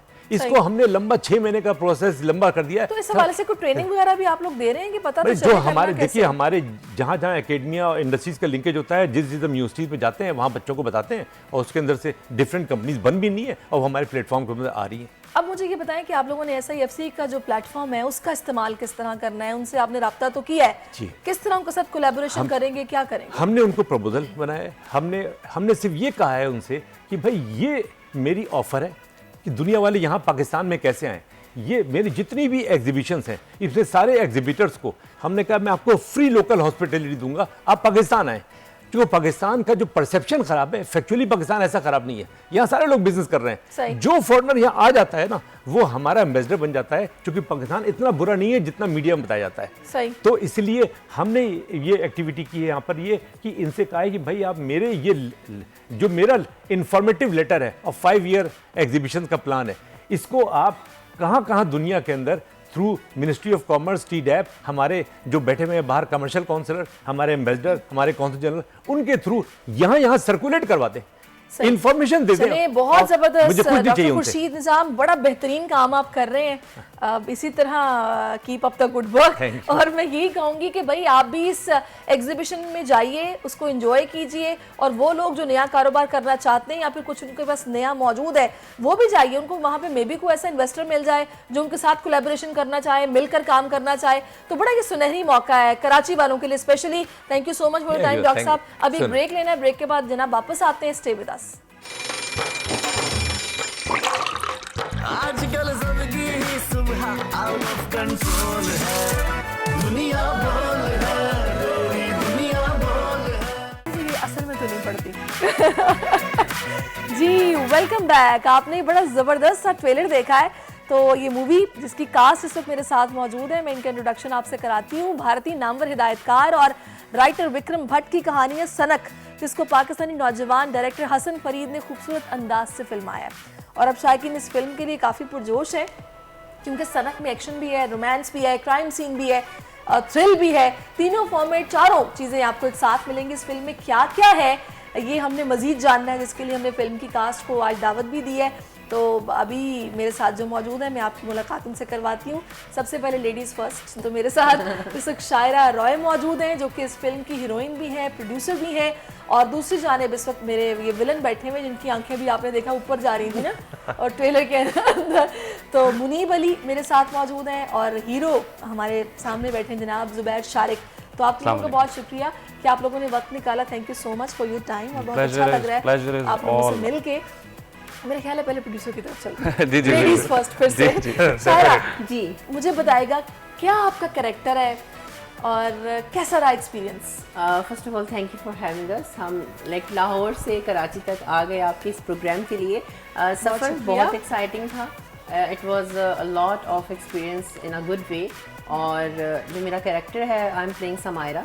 समायरा खान जो कि एक बहुत ही टॉप नॉच सेलिब्रिटी है, जिसकी फॉलोअर्स सेलिब्रिटी तो आप वैसे भी हैं, मिस ट्रांस पाकिस्तान भी आप रह चुकी हैं, मुझे पता है। तो अच्छा, तो आप सेलिब्रिटी हैं आप और आपके पीछे दीवाने होके लड़के लगे हुए थे, मुझे कुछ ऐसा फील हुआ है, कुछ ऐसा ही है? हाँ, ऐसा ही है। दीवाना एक है, अच्छा। हद से ज़्यादा दीवाना है कि वो उसकी जो दीवानगी है वो सनक बन गई है। अच्छा। और दूसरा जो है, he is a sort of a protector, my best friend, जो कि बाद में फिर मेरा लव इंटरेस्ट बन जाता है इस फिल्म में। तो हाँ, आपकी तरफ से उसकी तरफ से दोनों की तरफ से okay okay, two way traffic है। और वो ये है कि दोनों मतलब आपस में आपस में मुझे एक बचा रहा है, एक भगा रहा है। So it's like a lot of adventure in the movie through out. बहुत एडवेंचर, बहुत खूबसूरत नज़ारे आपको देखने को मिलेंगे फिल्म। क्या बात है। और सारा शूट पाकिस्तान में ही हुआ? पाकिस्तान में हुआ। हमने पाकिस्तान का जो टूरिज्म है उसको काफ़ी ज़्यादा एक्सप्लोर किया है, दिखाया है। स्पेसिफिकली हुंजा, ये नारान का गान साइड, कश्मीर वाली side, we have showed to the people because I think इतना टूरिज्म के ऊपर हमारी मूवीज़ में काम नहीं किया गया। जहाँ तक देखा हुआ है, देयर आर फ्यू फिल्म्स जिनमें दिखाया है, लेकिन हमारी फिल्म से प्रॉपरली घर बैठे बैठे वो जबरदस्त, बहुत जबरदस्त। चले, आपसे और भी मैंने बहुत कुछ पूछना है कि आखिर क्या वजह हुई जो मूवी इतना लेट हो गई, वरना मैं तो बहुत पहले सुन रही थी कि सनक आ रही है और मेरी आप लोगों से मुलाकात भी हुई थी। मैं आपसे पूछूंगी इस पर, लेकिन मुनीब, ये जो आप कर रहे हैं, वैसे तो मुनीब भी माशाल्लाह इनकी ये सेकंड फिल्म है, शॉर्ट फिल्म्स भी करते रहे हैं, बड़े पैशनेट एक्टिंग को लेके, थिएटर को लेके, तो वो उनकी अदाकारी में नज़र भी आ रहा है। कितने डेंजरस किस्म के आप विलन थे, ज़रा खुद ही बता दें। Thank you so much, thank you so much. सबसे पहले मेरे देखने वालों को बहुत प्यार भरा सलाम, और आपका बहुत बहुत शुक्रिया कि आपने हमें मदद किया यहाँ पे। अगर मैं अपने इस किरदार की बात करूँ तो इस किरदार ने बहुत बहुत बुरे तरीके से जो है ना अपने आप को प्रेजेंट किया है, और जो कि ऑडियंस देखेगी उनको पता चलेगा, तो उनको इस कैरेक्टर के हवाले से बहुत सी चीज़ें पता चलेंगी जो कि उनको अपनी लाइफ में नहीं करनी चाहिए। वैसे वाकई आजकल तो मैंने ये देखा है, हम लोग तो कुछ लोग ऐसे हैं जो कॉमन लोग हैं जो न्यूज़ से कुछ दूर होते हैं ना, न्यूज़ बुलेटिन्स नहीं सुनते हैं। अदरवाइज ये वाकई रियल में होता है, ये मर्डर्स भी हो जाते हैं, पता नहीं क्या कुछ हो जाता है। यार ज़रा हीरो साहब आप बताइए, आपका कैरेक्टर कैसा रहा और किस तरह का किरदार है? आप इनके दोस्त हैं ना? आप इनके दोस्त हैं फिल्म में? हाँ।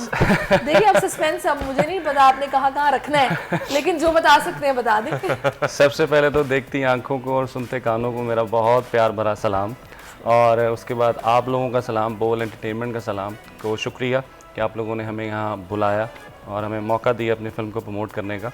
तो जहाँ तक बात आपने कही कि मैं इनका दोस्त हूँ, शुरू में नहीं हूँ, बाद में कहीं जाके बन जाते हैं, बाद में कहीं जाके दोस्त बन जाते हैं, अच्छी बॉन्डिंग हो जाती है। जब फिल्म देखेंगी आप तो आपको पता लग जाएगा। तो एक्सपीरियंस जो था बहुत ही एडवेंचरस था, थ्रिलिंग था। और पड़ी है इस फिल्म में आपको? बहुत, एक तो होती है फिल्मी मार, को अक्सर मार पड़ती एक तो होती है फिल्मी मार ना, विलन से पड़ती है। हाँ। पड़ी है, और मुझे लग रहा है कि इनका हाथ भारी होगा। एक है एक होती है फिल्मी मार। मैंने तो एक्चुअल में इस फिल्म को अपना खून पसीना दिया है, बहुत चोटें खाई हैं मैंने इस फिल्म में। और मुआवजा उतना मिला? वो मुआवजा जो है, मुआवजे की ज्यादा अच्छा, मेरी तरफ देखकर क्यों मुआवजा उतना मिला? मुआवजा प्रोड्यूसर आप है ना, तभी तो पता चलेगा। मुआवजा जहाँ तक डिपेंड करता है तो ऑडियंस आके पसंद कर जाए फिल्म को, ये मेरा मुआवजा।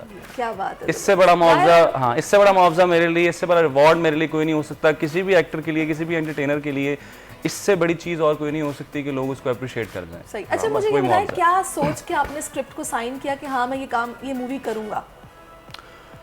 सबसे पहले तो इसके पीछे 2-3 वजूहात हैं। तो सबसे पहली वजह वो ये है कि जिस कम्युनिटी को लेके हमारी प्रोड्यूसर साहिबा चल रही हैं, मैंने सबसे पहले इस चीज़ को मद्देनज़र रखते हुए इस फिल्म को साइन किया कि इस कम्युनिटी को नॉर्मल लोगों की तरह ट्रीट किया जाए। बिल्कुल। They have a normal right to live, they have a normal right to spend their life, they are normal people like us. Even के I think so Zubair, very sorry to say कि जो issues इनके हैं जो कि इस किस्म के भी हैं, उनको उस तरह से हाईलाइट नहीं किया जाता, वो मीडिया पे रिपोर्ट नहीं होते, वो थानों में उस तरह उन पर कार्रवाइयाँ नहीं होती हैं कि जिसकी वजह से ये लोग पता नहीं कितना सफर करते हैं जो हमें पता भी नहीं होता। That is true. तो ये बिल्कुल आप सही कह रहे हैं। That is true, क्योंकि मेरा ये पॉइंट ऑफ व्यू है कि मालिक वो है, क्रिएशन उसकी है।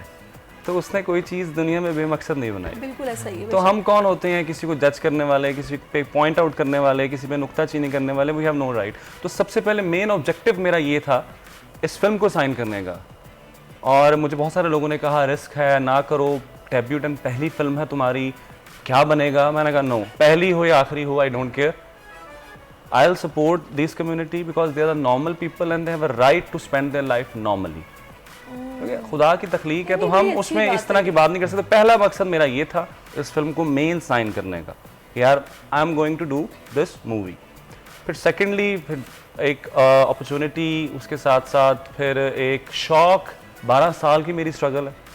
12 साल की स्ट्रगल के बाद मैं आज इस मकाम पे आके बैठा हूँ कि मुझे कोई लीड रोल मिला है किसी भी मूवी के अंदर, और मुझे मौका मिला है अपनी शक्ल, अपने आप को दुनिया को दिखाने का, लोगों को दिखाने का, वो सारी चीज़ें साथ बहुत साथ। बेहतरीन, ज़बरदस्त। अच्छा मुनीब, आपने फिर क्या सोचा था जब आपको स्क्रिप्ट मिला और आपको ये पता चला कि आपने इसमें करना क्या है?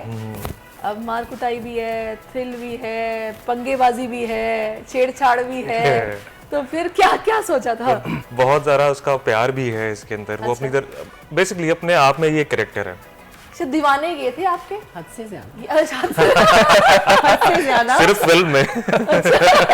और इसके अंदर ये किरदार को निभाने से पहले जब मेरे पास ये कैरेक्टर आया, इन्होंने जब मुझे अप्रोच किया और मुझे कहा कि ये इस तरह से एक ऑडिशन है और इसको रिकॉर्ड करके भेजो, तब तक तो मुझे बिल्कुल भी पता नहीं था कि मैंने आगे क्या क्या करना है।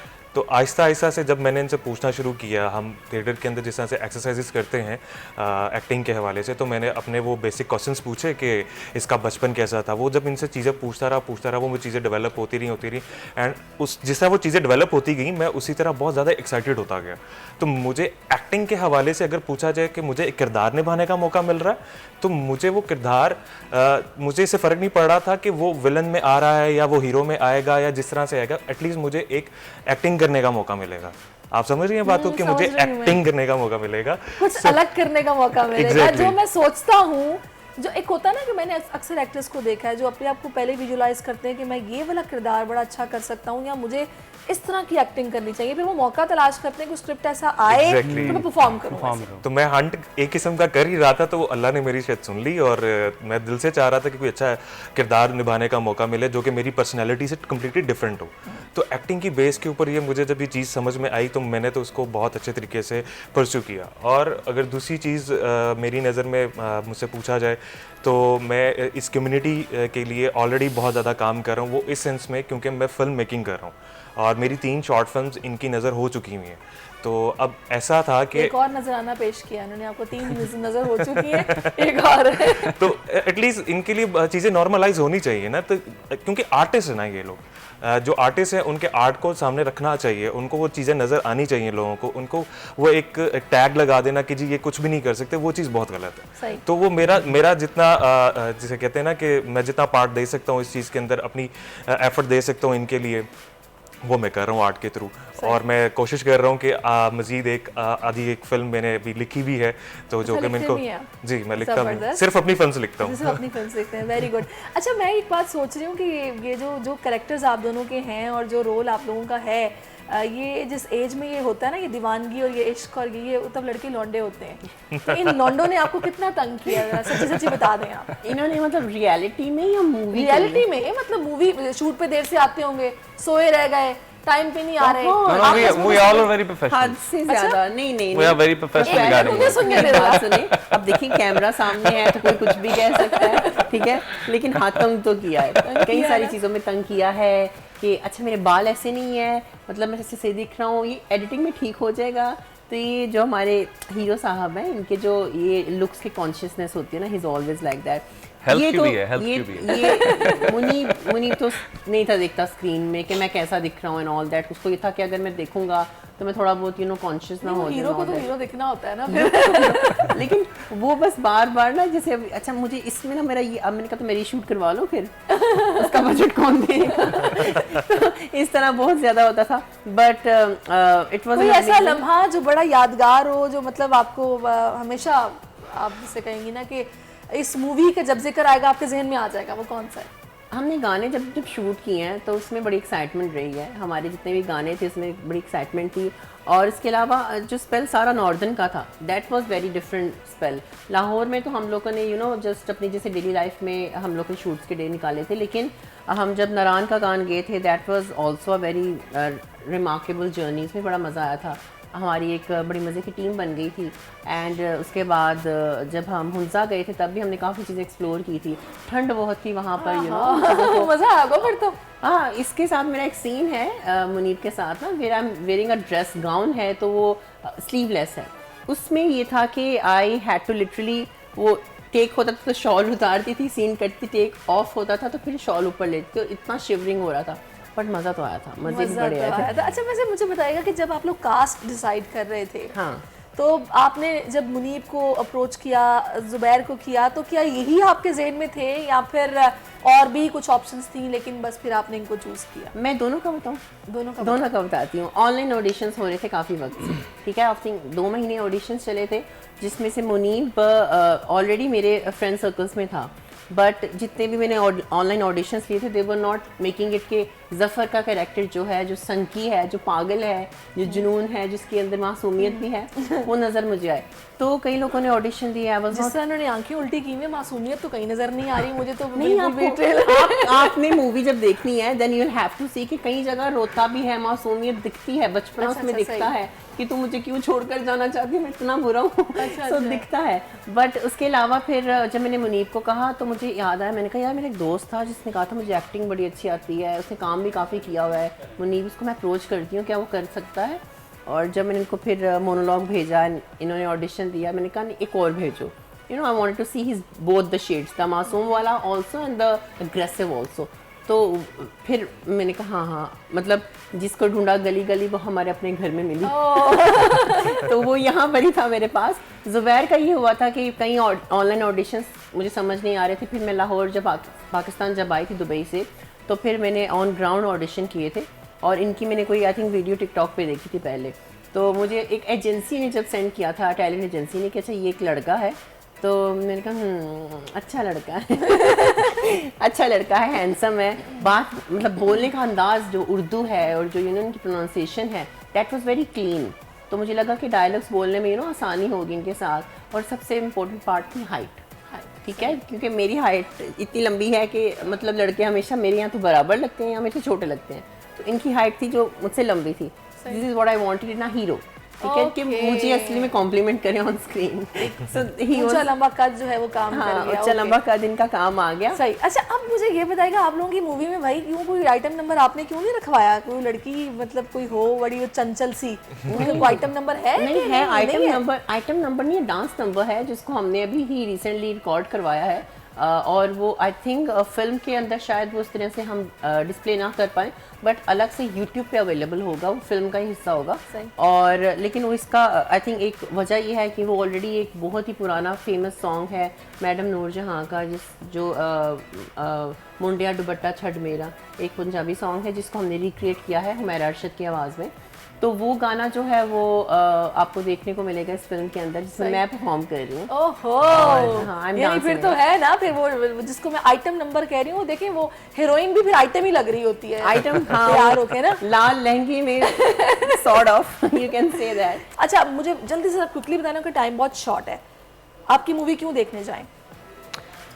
हाँ, बहुत दफ़ा मैं ये पैगाम दे चुका हूँ और आपके प्लेटफॉर्म से एक और दफ़ा मैं ये पैगाम दे देता हूँ कि जो लोग रियलिटी में मोहब्बत का मतलब नहीं जानते उनको ख़ास तौर पे मूवी देखनी चाहिए। हमारे पास फिल्म्स की बहुत ज़्यादा कमी है, ठीक है, और मैं ये चाहता हूँ कि अच्छी फिल्म्स की ऑब्वियसली, और पाकिस्तानी सिनेमा को आप लोग सपोर्ट नहीं करेंगे तो ऑब्वियसली हमें कोई देखने नहीं आएगा।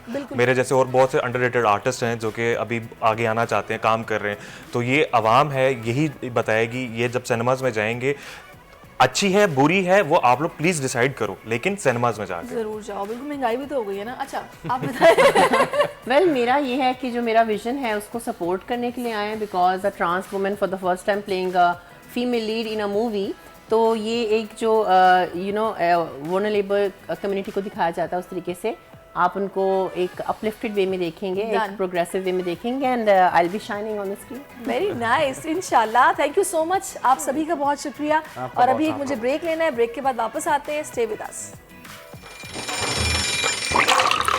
आजकल जिंदगी ही सुबह आउट ऑफ कंट्रोल है, दुनिया बोल है, तेरी दुनिया बोल है।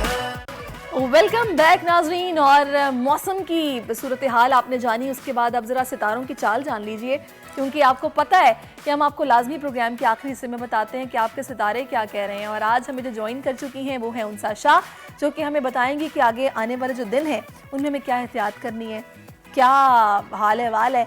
तो उनसा, good morning and welcome to our show. कैसी हैं आप? गुड मॉर्निंग, अस्सलाम वालेकुम। वालेकुम अस्सलाम। और बहुत ही प्यारा कलर आपने पहना हुआ है, मैं देख रही थी आपको। अच्छा उनसा, मुझे में सर्दी आने को नहीं रही और हम जो है अब इंतजार कर करके हमने कहा चलो विंटर आउटफिट विंटर आउटफिट्स को पहनने का जो मजा है ना, एक तो सॉलिड कलर्स होते हैं, फिर उसके बाद आई लव वेलवेट। मुझे ये स्टफ इतना पसंद है। सेम ऐसा, मुझे भी वेलवेट बहुत पसंद है। अच्छा, मुझे लग रहा है कि आपने भी कुछ वेलवेट ही पहना हुआ है ना? हाँ, वेलवेट ही पहना हुआ है। बेहतरीन, मुझे बहुत अच्छा लगता है। गो के कराची में इतनी ठंड नहीं होती, समटाइम वेलवेट में गर्मी भी लगती है। दिल को खुश करने के लिए, दिल को खुश करने के लिए। लेकिन कोई बात नहीं, उनसे हम छुट्टियों पे जाएंगे और जाएंगे किसी ऐसी जगह पर जहाँ पर बर्फबारी हो रही हो या फिर बारिश हो रही हो, सर्दी वाकई में महसूस हो रही हो। अच्छा, मुझे ये बताइएगा कि पाकिस्तानियों के सितारे क्या कह रहे हैं? एरीज से स्टार्ट करते हैं। एरीज से स्टार्ट करते हैं। बड़ा अच्छा कार्ड है एरीज वालों के लिए। तो आने वाला वक्त जो है वो एरीज बुर्ज हुमल के लिए बहुत अच्छा रहेगा। स्टार का कार्ड है। उम्मीद और पॉजिटिव रखनी चाहिए, होप्स जो है वो पॉजिटिव होनी चाहिए, हमेशा अच्छी उम्मीद होनी चाहिए। और फेथ का कार्ड है, भरोसा अल्लाह ताला की ज़ात पे करें। यहाँ आपकी लाइफ में कुछ अनएक्सपेक्टेड मिरेकल्स हो सकते हैं। एरीज वालों की लाइफ में कुछ ऐसी दुआएं या ऐसी विशेस आपने की हैं, वो ख्वाहिशें आपकी आने वाले टाइम में पूरी हो सकती हैं, चाहे वो शादी से रिलेटेड हो, करियर से रिलेटेड हो, किसी ट्रैवल के हवाले से हो। कोई भी जो भी आप विश करेंगे, दुआ मांगेंगे, वो इंशाल्लाह पूरी होगी। टॉरस की बात करते हैं, नाइट ऑफ सोर्ड्स का कार्ड है, ट्रैवलिंग है और कोई शॉर्ट ट्रैवल लग रहा है। दूसरा ये कि थोड़ा सा एहतियात करें। टॉरस वाले दोस्त अगर किसी को बनाते हैं या किसी के साथ बिजनेस पार्टनरशिप करते हैं तो बहुत केयरफुल रहना है। कोई चीट कर सकता है, आपको फ्रॉड कर सकता है, धोखा दे सकता है, तो ये चीजें आपने बहुत एहतियात करनी है। नाइट ऑफ वॉन्ड्स का कार्ड है जेमिनाई के लिए। जेमिनाई वाले थोड़ा जल्दबाजी बहुत करते हैं हर काम में। कोई भी कारोबार करना हो, शादी करनी हो, किसी भी हवाले से आप अगर फैसला कर रहे हैं अपनी जिंदगी का, तो जल्दबाजी नहीं करनी है, एहतियात करनी है और पेशेंस रखना है, सब्र करना है और गुस्से पे कंट्रोल रखना है। जेमिनाई वालों को बहुत जल्दी जो है इस हफ्ते गुस्सा आप देखेंगे, चिड़चिड़ापन फील होगा, तो इस चीज से आपने बचना है। जेमिनाई के बाद कैंसर है, जस्टिस का कार्ड है। जो कैंसेरियन जिनके कोर्ट वगैरह में केसेस चल रहे हैं उनको इंसाफ मिलेगा, उनकी मैरिड लाइफ बैलेंस होगी, शादी के काफी कैंसेरियंस के अच्छे चांसेस हैं, लव मैरिड हो सकती है, करियर फाइनेंसेस में भी अगर समझदारी से चलेंगे, थोड़ा अपनी अकल का इस्तेमाल करेंगे तो बहुत सारी चीजें इनकी जिंदगी में बैलेंस हो सकती हैं। कैंसर वालों, अकल करो थोड़ी सी। अकल का इस्तेमाल करो, अल्लाह ताला ने सबको अकल दी है तो अकल का इस्तेमाल करें। और लियो के लिए एम्परर का कार्ड है, किंग का कार्ड होता है। अपनी विल पावर से जो है, अपनी स्ट्रेंथ से अल्लाह ताला ने हम सबको एक बड़ी स्ट्रॉन्ग विल पावर दी है, हम उसका इस्तेमाल नहीं करते। उससे अपनी सारी चीज़ों को बेहतर कीजिए। अगर आपके रिलेशनशिप में करियर फाइनेंसेस बेहतरी नहीं है, प्रॉब्लम्स हैं लियो वालों के लिए, तो उनको आप खुद कर सकते हैं। दूसरों पे कभी भी डिपेंड मत करें, बल्कि अपनी सलाहियतों पे बिलीव करें, यकीन रखें और कोशिश करें। लियो के बाद है वर्गो, थोड़े डबल माइंडेड हो सकते हैं, रिलेशन को या करियर जॉब को लेकर कंफ्यूजन्स उनके माइंड में आ सकते हैं, डिसाइसिव हो सकते हैं, किसी के साथ लड़ाई झगड़ा फड्डा हो सकता है, पार्टनर के साथ प्रॉब्लम्स हो सकती हैं। तो थोड़ा सा अपने आप को पेशेंस की तरफ लेकर चलें, सब्र करें। वर्गो के बाद है लिब्रा, किंग ऑफ सोर्ड्स का कार्ड है, कोई फैसला ले रहे हैं और प्रैक्टिकल अप्रोच होनी चाहिए लिब्रा वालों की। कोई काम अगर स्टार्ट कर रहे हैं, कारोबार शुरू कर रहे हैं, नौकरी कर रहे हैं या रिलेशनशिप में भी हैं, तो बी प्रैक्टिकल। इमोशनल कोई भी फैसला आपने नहीं करना है, वरना आपको नुकसान हो सकता है। स्कॉर्पियो की बात करते हैं, यहाँ पर 6 ऑफ कप्स का कार्ड है। थोड़ी सैड एनर्जी नजर आ रही है स्कॉर्पियंस की। हो सकता है कोई पास्ट में कोई ऐसी कोई दोस्त है या कोई एक्स है, उसको मिस कर रहे हैं, किसी का वेट कर रहे हैं, ब्रेकअप हो चुका है, या फिर कोई बिजनेस में लॉस हुआ है, या जॉब में सेटिस्फेक्शन नहीं है, खुशी नहीं है, तो थोड़ा सा आप ना थोड़ा रिग्रेट भी है, पछता रहे हैं। हो सकता है कुछ आपने गलती की है, उसका पछतावा है आपको। तो कोई पास्ट की चीज है ऐसी जो आपके जहन से नहीं निकल पा रही है, बार बार आपको परेशान कर रही है, तंग कर रही है। कुछ मेमोरीज हैं जो उसको आप लेट गो नहीं कर पा रहे, तो सैड एनर्जी नजर आ रही है स्कॉर्पियंस की। स्कॉर्पियो के पास सेजिटेरियस है, ये भी कंफ्यूज लग रहे हैं, डबल माइंडेड। हो सकता है 2 काम एट अ टाइम कर रहे हैं, 2 जॉब्स कर सकते हैं, 2 बिजनेस कर सकते हैं, हो सकता है 2 रिलेशनशिप्स में हैं, 2 शादियां की हुई हैं, तो उन दोनों को जगल कर रहे हैं, दोनों में बैलेंस करने की कोशिश कर रहे हैं। कुछ सेजिटेरियस वाले किसी चीज का वेट कर रहे हैं, हो सकता है इंटरव्यू दिया है जॉब का तो उसका वेट कर रहे हैं, या फाइनेंशियल वीक है तो चीजें बेहतर होने का वेट कर रहे हैं। कैप्रिकॉर्न की बात करते हैं। कैप्रिकॉर्न क्वीन ऑफ वॉन्ड्स, आने वाला टाइम बहुत बिजी रहेगा कैप्रिकॉर्न का, बहुत सारे काम कर रहे हैं, बहुत टैलेंटेड। जो आपके अंदर टैलेंट है उसको जो है वो इस्तेमाल कीजिए। इस वक्त एनर्जी बहुत है कैप्रिकॉर्न की, अपनी एनर्जी को इस्तेमाल कीजिए और अपने आप को इंडिपेंडेंट करने की कोशिश कीजिए, चाहे आप मेल हैं फीमेल हैं। कोई काम आपके लिए लाजमी है, क्योंकि इस वक्त कैप्रिकॉर्न वालों की एनर्जी बड़ी वाइब्रेशंस बहुत हाई हुई हुई है। तो आने वाला टाइम आपके लिए बहुत अच्छा रहेगा, शादी के लिहाज से, करियर के हवाले से, फाइनेंस के हवाले से, लेकिन आपने अपने आप को एक्टिवली एक्शन दिखाना है। कैप्रिकॉर्न के बाद है एक्वेरियस, यहाँ पर 4 ऑफ सोर्ड्स। ओवर थिंकिंग बहुत कर रहे हैं, बहुत ज्यादा सोच रहे हैं, शायद रात को सही से नींद नहीं आ रही है, रेस्टलेस बहुत है, और खामखा की फजूल किस्म की सोचें आपके जहन में आएंगी। हो सकता है कि कुछ चीजें आपकी ब्लॉक हुई हुई हैं, फाइनेंसेस, करियर या रिलेशनशिप में कुछ ब्लॉकेजेस हैं, समझ नहीं आ रहा कि क्या करना चाहिए। तो इस वक्त आपको थोड़ा सा रेस्ट करने की जरूरत है, अपने जहन को सुकून देने की जरूरत है। पाइसेस वालों की बात करते हैं। पाइसेस वाले एम्प्रेस की एनर्जी है, काफी पाइसेस खवातीन कंसीव कर सकती हैं, गुड न्यूज आ सकती है, और यहाँ पर मुझे करियर में भी ग्रोथ है, प्रमोशन हो सकती है, सैलरी बढ़ सकती है। कहीं बिजनेस में अगर आपने इन्वेस्टमेंट की है तो आपको मुनाफा होगा, रिलेशनशिप में सक्सेस नजर आ रही है। तो बहुत अच्छी एनर्जी है इस वक्त पाइसेस वालों की। अच्छा, वैसे उनसा मुझे एक बात बताइएगा, बहुत सारे लोग हैं जो कि इन चीज़ों पर बिलीव नहीं करते हैं, तो ये क्या मतलब ये जो टैरो कार्ड रीडिंग होती है, ये क्या इंट्यूशन होती है? बस वो कार्ड्स उस तरह आप निकाल लेते हैं फिर आप उसको रीड करते हैं? देखिए, इंट्यूशन तो ऑब्वियसली आपकी अपनी है, लेकिन ये टैरो कार्ड्स भी एक नॉलेज है, जिस तरह एस्ट्रोलॉजी है और न्यूमरोलॉजी है, नंबर्स की वो है नॉलेज है, प्लैनेट्स की नॉलेज है। टैरो कार्ड्स में अपनी जो उनकी फिगर्स होती हैं, अपनी शेप्स हैं, उनकी ये एक साइंस है, इट्स अ नॉलेज। तो इसमें सिर्फ पूरा इंट्यूशन नहीं होता आपका, पूरा इसमें ज़ाहिर है मैंने कोर्स किया है, तो एक पूरा एक स्टडी है, और उसके बाद जो है आप प्रिडिक्ट कर सकते हैं, बिल्कुल आगे पेशगोई कर सकते हैं। थैंक यू सो मच उनसा, बहुत शुक्रिया आपके वक्त के लिए, और हम सब रहमत देते हैं। Thank you so much for your time. अब हम आएंगे जनाब, वियतनाम में एक आलमी हसीनाओं का मेला सजा है, जिसमें खूबसूरत मॉडल्स ने तकरीब को 4 चांद लगाए हैं, और बैनुल-अक़वामी मुकाबला हुस्न में जो डॉक्टर कपुताखी चंचल हैं उनको मिस अर्थ पाकिस्तान 2023 के टाइटल से नवाजा गया है, जबकि मिस अर्थ फ़लस्तीन यारा बिशी हैं जो कि उनको भी ये अवार्ड से नवाजा गया है। इस वक्त हमें कपुताखी चंचल जो कि मिस अर्थ पाकिस्तान है ज्वाइन कर चुकी हैं। थैंक यू सो मच कपुताखी फॉर योर टाइम, और इसके साथ साथ यारा बिशी मिस अर्थ फ़लस्तीन भी हमारे साथ मौजूद हैं। Thank you so much for your time Yara Bishi, और I am too glad for having you on our show. मुझे ये बताइएगा कि सबसे पहले कपुताखी आपकी तरफ आती हूँ, कैसा महसूस हो रहा है जब आप मिस अर्थ पाकिस्तान का टाइटल अब जीत चुकी हैं? काफ़ी अच्छा महसूस हो रहा है, और सबसे अच्छी बात यह है कि मिस अर्थ जो है ये खाली एक ब्यूटी कंपटीशन नहीं है, बल्कि ब्यूटी विद अ कॉज है। कॉज ये कि हमें अपने अर्थ को सेव करना है, अर्थ में जितने भी पॉल्यूशन है उसको प्रिवेंट करना है, जिस तरीके से हम अपने अर्थ को बेहतर बना सकते हैं इसके रिलेटेड काम हो रहा है। और अभी रिसेंटली अभी हम लोग एक यूनिवर्सिटी से वापस आ रहे हैं जहाँ पर बहुत सारे स्टूडेंट्स थे जिनको हमने किस तरीके से हम अर्थ को सेव कर सकते हैं थ्रू आवर इको प्रोजेक्ट, इसके ऊपर हमने आगाही दी है। सही, ज़बरदस्त। अच्छा, अब मैं आती हूँ यारा बेशी की तरफ। So Yara Beshi, good to see you.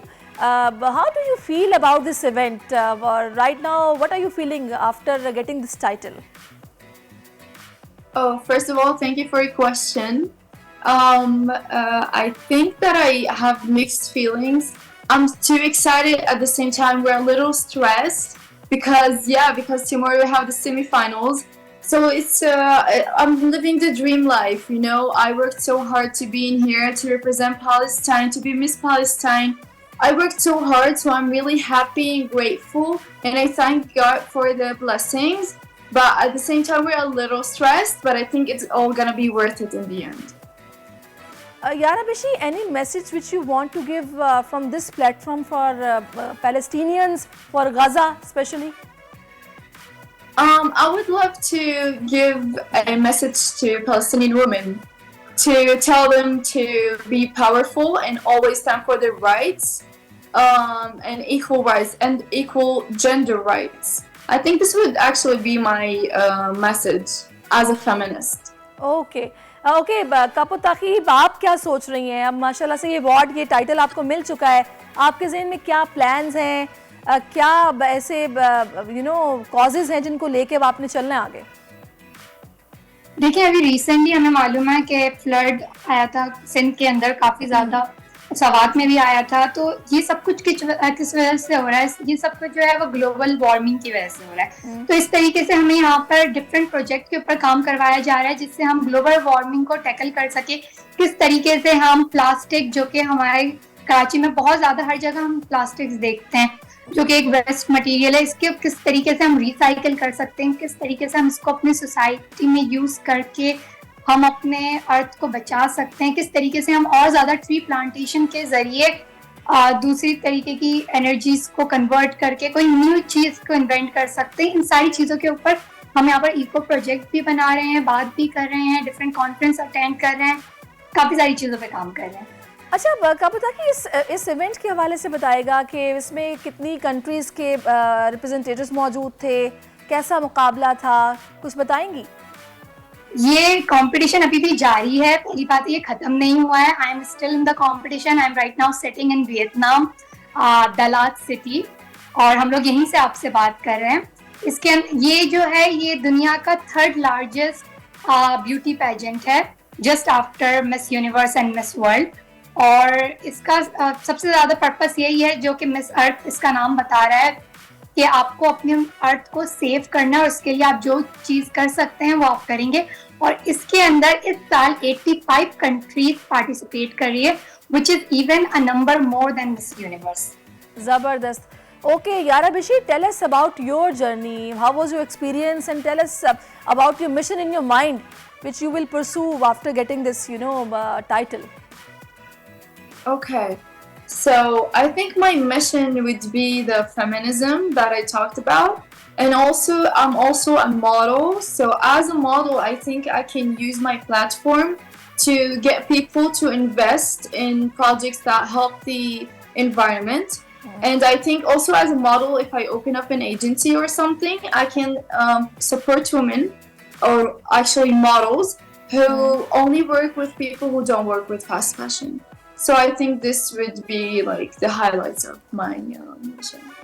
Okay, all right. Okay, Yara Beshi, I just want to ask you, would you convey any message would you like to convey to the world to bring an end to the suffering, war which is ongoing in Palestine?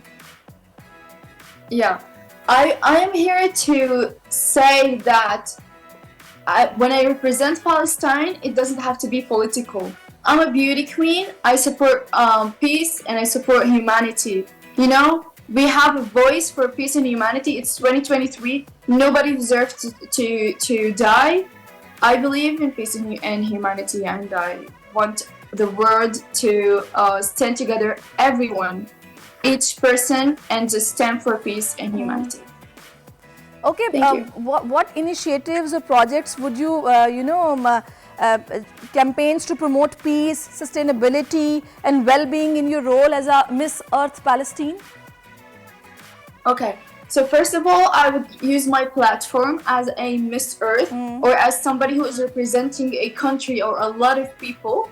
I would use my platform, and by saying platform, my voice on social media. Here in the interview, I would use my voice to tell people how to act and try to convince them to be people who believe in peace and humanity, and other things that I actually go for or like try to implement and try to bring to the mindsets of others. Okay, Biara Bashib, more power to you. Keep shining and thank you so much for your time. Taki, thank you so much. आपका भी बहुत शुक्रिया कि आप हमारे साथ मौजूद रही हैं और बहुत अच्छा लग रहा है कि आप दोनों वहाँ पे इस कंपटीशन में मौजूद हैं, अपनी अपनी कंट्रीज़ को रिप्रेजेंट कर रही हैं और आप कुछ करना चाहते हैं मुल्कों के लिए, तो बहुत अच्छा लग रहा है। इसके साथ ही नाज़रीन, होप सो आपको आज का शो पसंद आया होगा और इसी उम्मीद, इसी दुआ के साथ कि इंशाल्लाह अल्लाह ताला पाकिस्तान के लिए मज़ीद बेहतरी करेगा। पीर को आपसे मुलाकात होगी, पीर के रोज़ तक के लिए अल्लाह हाफ़िज़। आजकल जिंदगी ही सुबह आउट ऑफ कंट्रोल है, दुनिया बोल है, तेरी दुनिया बोल है। सब्सक्राइब करें और बेल दबाएं ताकि कोई खबर रह न जाए।